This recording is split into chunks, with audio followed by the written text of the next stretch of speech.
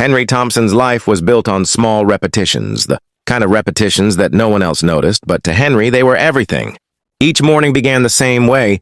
He opened his eyes not to an alarm, but to the faint glow of sunlight pushing through the thin curtains. His curtains were beige, not too dark, not too light, he had considered buying new curtains once when he walked past the hardware store, but he didn't like change, and so he didn't. He lay in bed for a few minutes, always counting in his head to 100 before moving. When he reached 100, he sat up and placed his feet on the same rug beside the bed. The rug had a small pattern of lines that never quite matched up, but Henry had grown used to it and never tried to replace it. He shuffled into the bathroom. The tiles were pale gray and cracked in the same places he brushed his teeth with the same brand of toothpaste he had used for 15 years. He squeezed the tube from the bottom, never the middle. The brush strokes were counted too. 30 on the left side, 30 on the right side, 30 on the front teeth.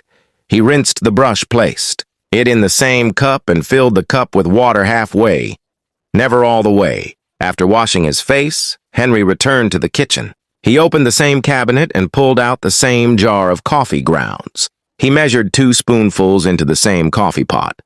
The spoon was old, with a small dent in the handle, but Henry never thought of replacing it. When the coffee brewed, he stood and watched the steam rise. He never looked away until the machine clicked off. Only then did he pour the coffee into the same chipped mug with a faded blue stripe around the rim.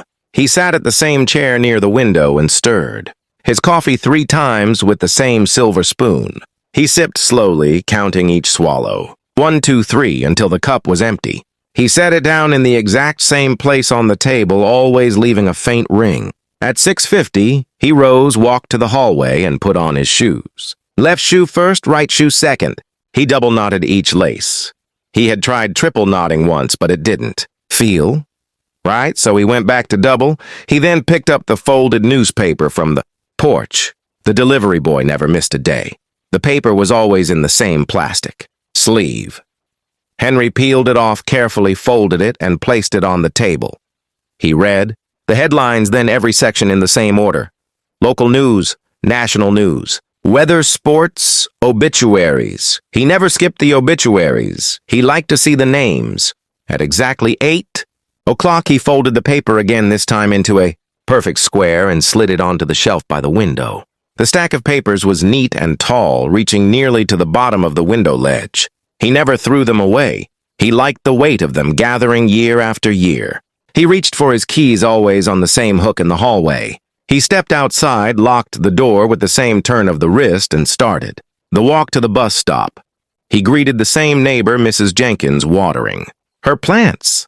She always wore a wide sun hat, no matter the weather. Their words never changed. Good morning. Henry, good morning, Mrs. Jenkins. He sometimes wondered if she said the same thing to anyone else, but he never asked. At the bus stop, Henry stood in the same spot behind the same yellow line. He waited, without looking at his watch, because the bus always came at the same time. 8:15, never early, never late. When the bus arrived, he climbed the same steps, greeted the same driver who never asked his name, and sat in the same seat by the window. He always looked out, never in. He counted the same landmarks. The bakery with the same red sign. The grocery store with its flickering light. The post office with its broken clock. The buildings never moved. The count never changed. At the office, Henry climbed 3 flights of stairs. Never 4, never 2. He sat at the same desk by the same window. The computer always flickered at the same corner of the screen. He typed the same kinds of reports about numbers and files. They were not exciting reports. They were the kind of reports no one read but everyone needed. He typed carefully, never rushing. Every key was pressed with the same steady rhythm. At 12 o'clock, Henry stopped working.